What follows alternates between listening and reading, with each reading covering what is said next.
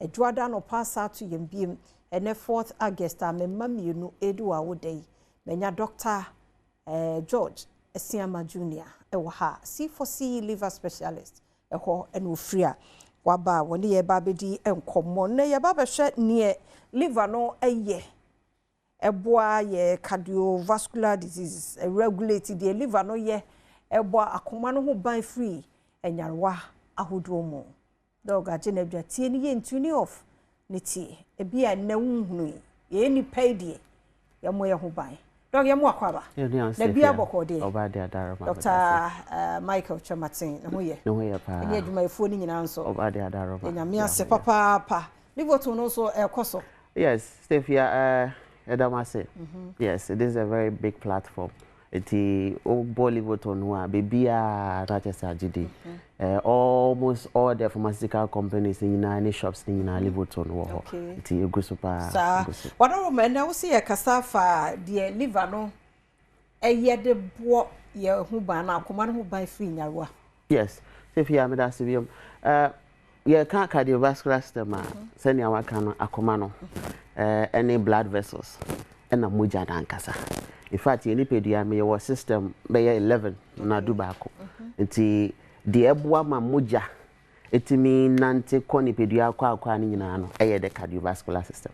Because muja contain nutrients via body ni here. Without it, no, akomani nye jumaye, adrenaline nye jumaye, kidney nye jumaye. A very important concept.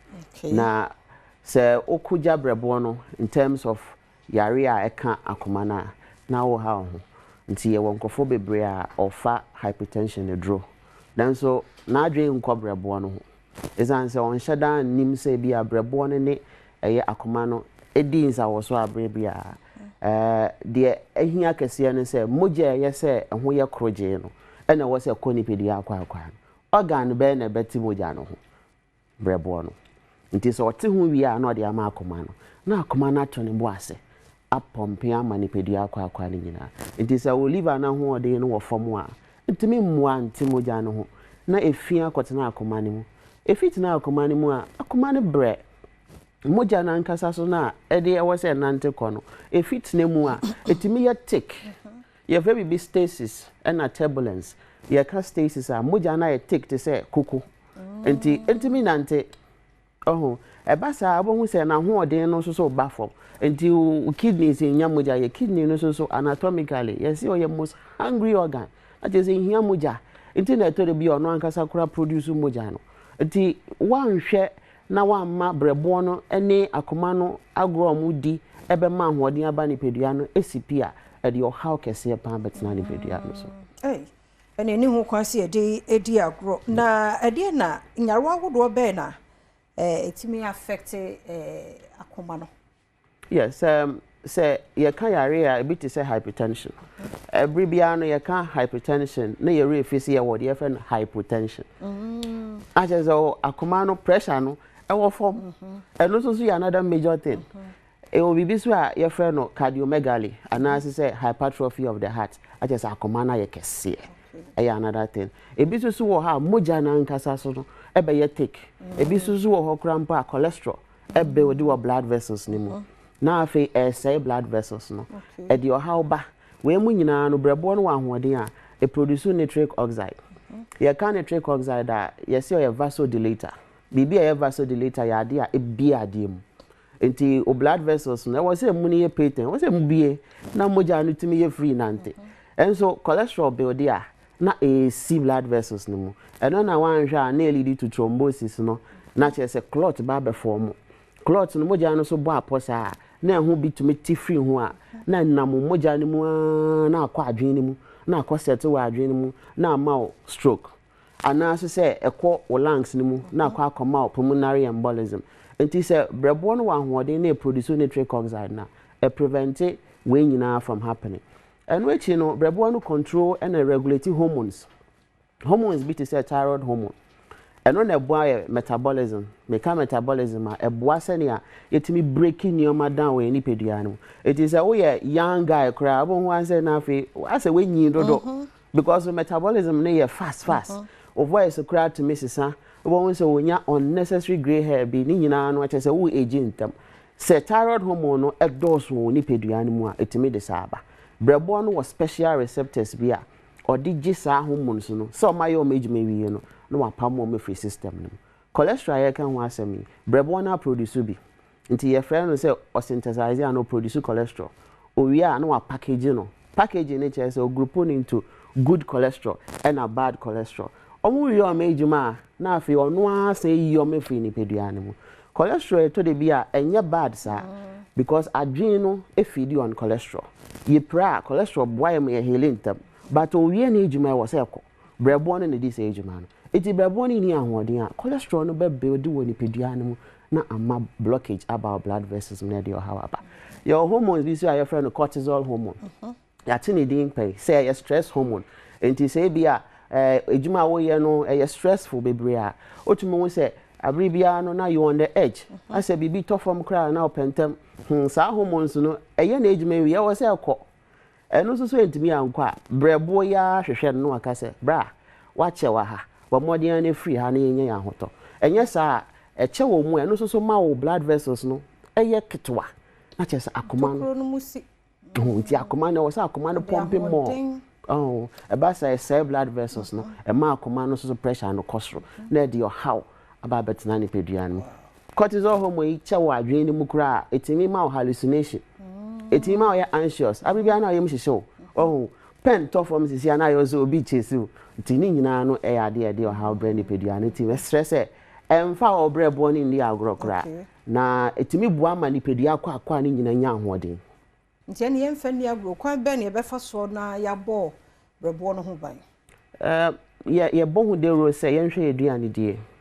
sanse nuane bi wo ho a wodi ese brebo no fatty foods bebre nuane ya chiche ne bebre no ohu na insanum bebre energy drinks brand pay am be ye nuanom drivers no aje sister fia nya bread ka ho awamen ya suppose dey fia na onom enye one time so abe fashion obi enum no so no enye one time so ewia no boka krabon so atop ha nti we nyina no brebo ne na agio ya abuse no because onim se wa na ye wa brain to here energy de be ye just energy no akoto no no wa meti ye mo say energy drinks the sporting phone omo yi America ball omo na wo ho a no krampo no anya everyday yes anya everyday me kai mra so na ye kobobo ana ya my glucose but then who glucose no mpo ni nyina akwa ya na ebu anu mto no ma like kama and who na drivers ni mate for na eja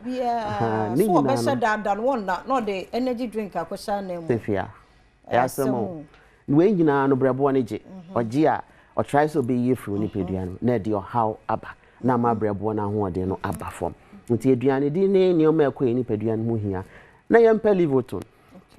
Livoton was special component omu a eboa brebo no tissues no. De bia make say brebo no hepatocyte or lobos wom or sinusoid. All this or kapha cells or lymphocyte. We mu nyina no boa immune function. Eboa yifin ni pedua no mu. Livoton ewo component bi a ekenya isa hepatocyte no. Emmo mutimi ye o medjuma ye. Enti ntwan say bia brebo no be yare ansa no afa livoton. Men can daily medications are often are good for BR from 12 years and above and it's FDA approved as well. Enti udidina ono cleanse your system with Livoton.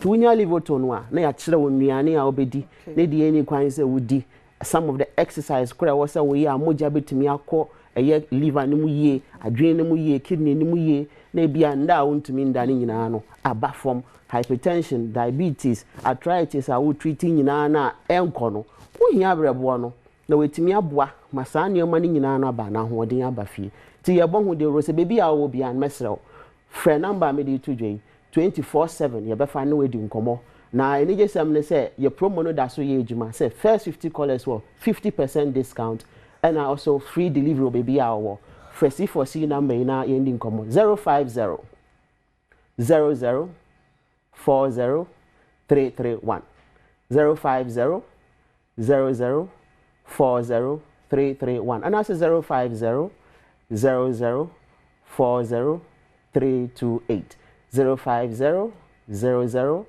40 328. C4C liver specialist, your liver, your life, your GN Dronidi, your treatment plans needy. Anything I be a once treated, forever treated. I no pay yada will be asked. And so yada se papa Dr. George Esiama Junior na yetening can C4C liver specialist the ho kokope liver to no be said the dog akano liver no massam and I touch man sana one betimi anom from 12 years kone mom ani diem ya no wafa number no wafrɛ won na no won madi nkomo ansa na ho hyehye bia no so etimi de ama ye ne saa apomuden pa na ye pɛ no enti eno no na yemfansi ha na yenkɔ emra sister Sunday bi oye guy onfa ho sepe ento so ene eye memma mienu birthday nadom kwabna ufori amanfo nadom